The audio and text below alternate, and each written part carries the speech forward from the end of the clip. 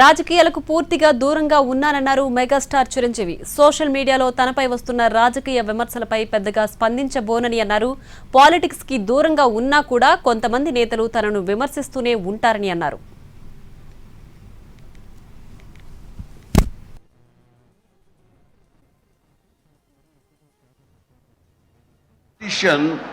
నన్ను అకారణంగా నేను ఇప్పుడు పాలిటిక్స్ చాలా దూరంగా ఉన్నా సరే నా గురించి ఏదో అవాకులు చవాకులు ఆయన పేలినప్పుడు ఆయన మరొక చోటకి ఏదో ఒక ముంపు ప్రాంతానికి ఆయన వెళ్ళటం జరిగింది. అక్కడ ఒక స్త్రీ, ఒక ప్రౌఢ ఆవిడ అది మిడిల్ ఏజ్ ఉంటుందేమో, మిడిల్ ఏజ్ ఆవిడ తను పట్టుకుని నానా మాటలు తిడుతుంటే నీకు ఎలా మనసు వచ్చింది చిరంజీవిని అనడానికి, అది అని తిడుతుంటే నాకు అనిపించింది మామూలుగా మన మాస్ ఫ్యాన్ కదా ఆవిడ, చాలా గౌరవప్రదమైన కుటుంబంలో ఉన్నటువంటి మనిషిలాగా అనిపించింది. గృహిణి ఏంటమ్మా అంత ఇదిగా ఆయనకి వీరాభిమానం అంటే అభిమానం సినిమాభిమానం కాదయ్యా, ఆయన వ్యక్తిత్వానికి అభిమానం అంటే చెప్పినప్పుడు నా మనసు టచ్ అయింది.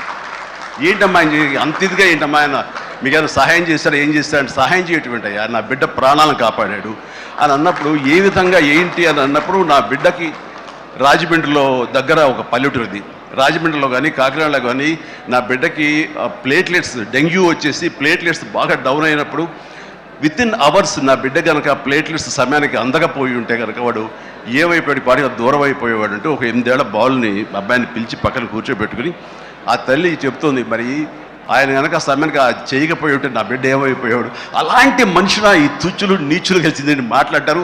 వాడిని నాకు సరిపోలేదు, దగ్గరికి వెళ్ళి ఏమి చేసేదాన్ని చెప్పేసి అప్పుడు అంటుంటే చాలామంది అంటారు, ఎవరిని మిమ్మల్ని ఇలా అటాక్ చేస్తుంటారు సోషల్ మీడియాలో మాట్లాడుతుంటారు, మీరేం మాట్లాడరు ఏంటని. నాకు నేను చేసినటువంటి మంచి కార్యక్రమాలు, నేను పొందినటువంటి ప్రేమ అభిమానం ఇదే నాకు రక్షణ కవచం.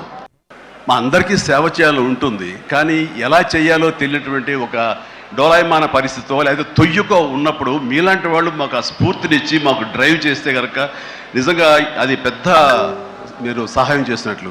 అలాగా 25-27 సంవత్సరాల క్రితం బ్లడ్ దొరకక అనేక మంది ప్రాణాలు కోల్పోతున్నారు. అది ప్రసవ సమయంలో కానివ్వండి, అయితే ఈ యాక్సిడెంట్ సమయంలో కానివ్వండి, అలాగే తలసీమ వ్యాధిగ్రస్తులు కానివ్వండి, క్యాన్సర్ పేషెంట్స్ కానివ్వండి, ఇలాగ రకరకాల వ్యాధిగ్రస్తులు చనిపోతున్నారు అని తెలిసిన తర్వాత బ్లడ్ దొరకదా, బ్లడ్ ఇవ్వరా, ఎంతమంది ఉన్నారు, ఎందుకు ఇవ్వలేరు అన్న థాటు నన్ను ఎప్పుడు తొలుస్తూ ఉండేదన్నమాట.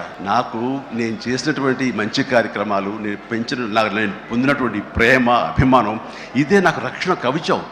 నేను మాట్లాడక్కర్లా, నేను చేసుకున్న మంచి మాట్లాడుతున్నట్టు నేను అలాగ అంటుంటాను. ఇది